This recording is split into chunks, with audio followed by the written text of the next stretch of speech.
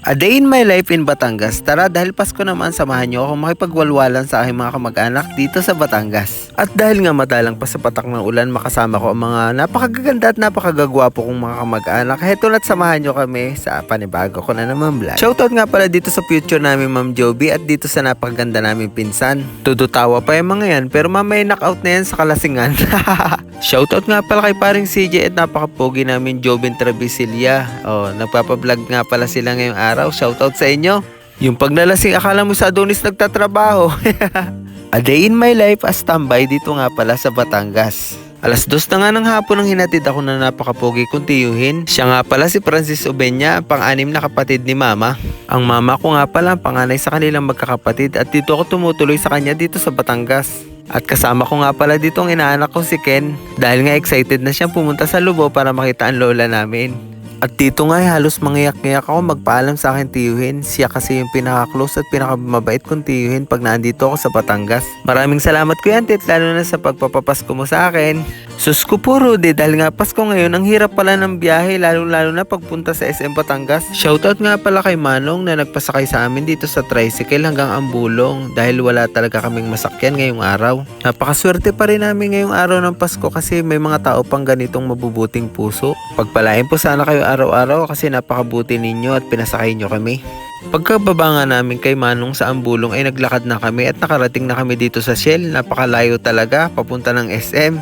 Kaya pala walang mga bumabalik na jeep at tricycle dito ay napakahaba pala ng traffic. Sus ko po Rudy. Ay buti na lang talaga hindi kami napasakay. Kung napasakay kami ay sus ko po makamote kami sa traffic. Baka hanggang ngayon andito pa rin kami. Buti na nga lang daw may charge kami ng battery sa likod. Hey guys, mauna pa kami sa traffic. Mauna pa kami sa kanila pupuntang SM. SM Batangas. Lalakad kami haba ng traffic. Mauna pa kami sa inyo. Mauna pa kami sa SM. Mas mabilis ang aming gasolina sa likod. Nakarating din ang Libo. Diba? Traffic. Dahil napagod paglalakad, let's go. Bili muna kami ng Coke. Asa na akin? Still akin.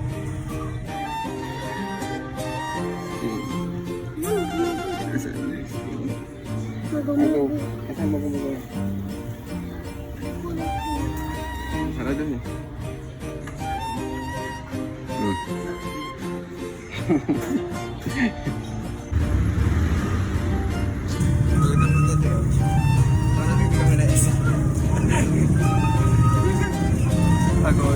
Pagkatapos nga ng 2 oras na paglalakad ay nakarating na kami ng SM. Hay nako, pagod na pagod at ngalay na ngalay ang tita nyo. Pagkarating nga namin sa SM ay nakita namin si Manong. Kaya binigyan muna namin siya ng maagang pamasko. Kahit kaunti lang yung bigay namin, at least bukal sa puso namin. Napakabait talaga ni Ken, shout out. Pagkarating mo talaga dito sa terminal ay mapapansin mo napakahirap talaga ng biyahe. Kasi marami talaga nag-aabang na pasahero dito. Kunti lang kasi ang bumabiyahe ngayong Pasko. Ito nga lang pala ang paradahan ng jeep. Kung makikita nyo ang simbahan ng Santissima Trinidad malapit dito sa SM. Malapit na dito ang paradahan papuntang Lubao. Wala siya. Habol kami ng jeep. Ano meron pa? Let's go.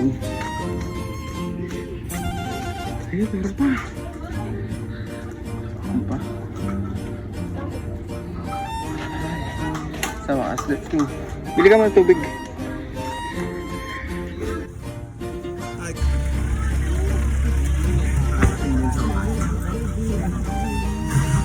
Alas 4 na rin pala ng hapon na nakarating kami sa sakayan ng jeep at ito nga't papunta na kami sa bayan ng Lubao. Let's go! Sa mga oras nga palang ito ay awang-awa ako dito sa aking inaanak. Pagod na pagod sa paglalakad papuntang SM. Ito nga't papunta na kami sa bayan ng Lubao. Dahil nga dun sa parang bitokang manok na dinadaanan namin na sigsag na daan, halos masuka-suka na siya. Pero parang mauuna pa ako sa pagsusuka. Pero pag mga sigsag talaga ang daanan, parang bitokang manok, talagang masusuka talaga ako. Ito ang pinakaayaw ko, yung napakasigsag na daan, tas wala ka pang kain, tas sobrang pagod mo. Hay nako, parang gusto ko bumalik na lang. Pagpasensyahan nyo ng voice over ko kagabi at nalasing talaga ako sa inuman.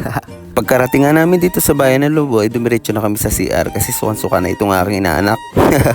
Pigil na pigil talaga ang pagsuka. Gawa ng sa jeep ay may mga dalaga. Nahihiyan sumuka. Kaya nga dito binidyohan ko siya. Nahihiya pa siya magpa-video.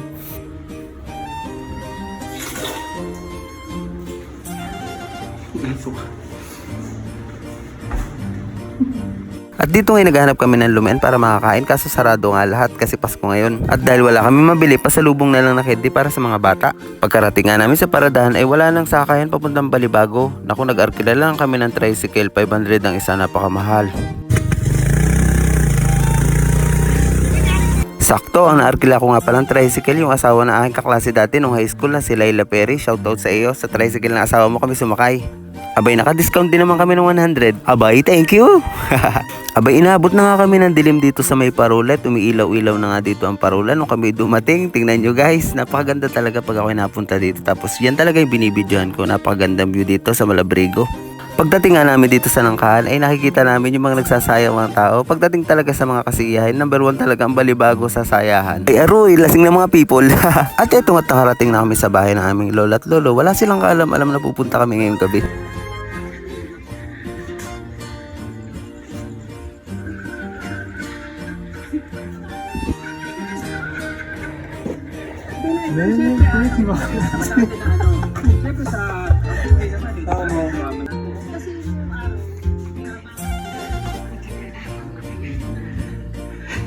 Merry Christmas!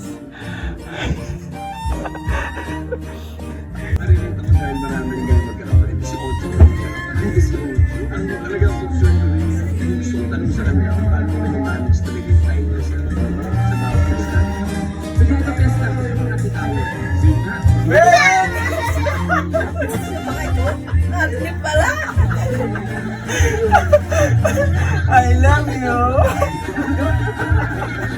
Akala ko hindi mo dahil. Akala ko lang dahil.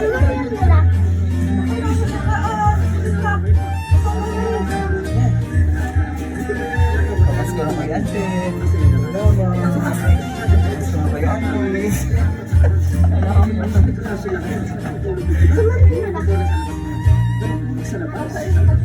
At dahil nga sa sobrang pagod namin, ay pinakain muna kami dito. Napakaraming handa, ay naming karne, adobo lang. Charot.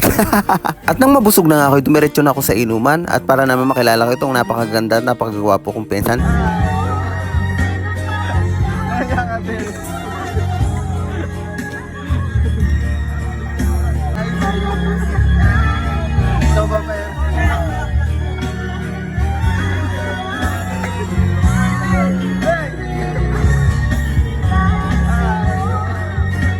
O shout out, pwede na kayo mag-apply sa Adonis. Lasing yan. Isang gabing hindi malilimutan, December 25, 2025. Maraming salamat sa inyo guys. Kasi sa wakas, nagkita-kita rin tayo ulit. Yo!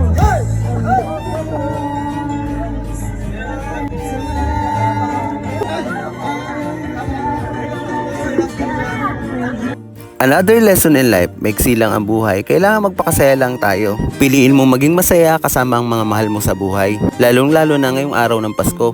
Kung may mabigat ka man pinagdadaanan, pag-pray mo lang yan. Kung may problema sa alak at sigarilyo, Allah, hindi mo kailangan ipag-pray yan, magsipag ka. Maraming salamat sa nakasama ko ngayong Pasko, nag-enjoy talaga ako ng sobra, nalasing pa nga eh. Sa mga nakarating hanggang dulo at nag-share nitong video, maraming salamat. Sa ulitin.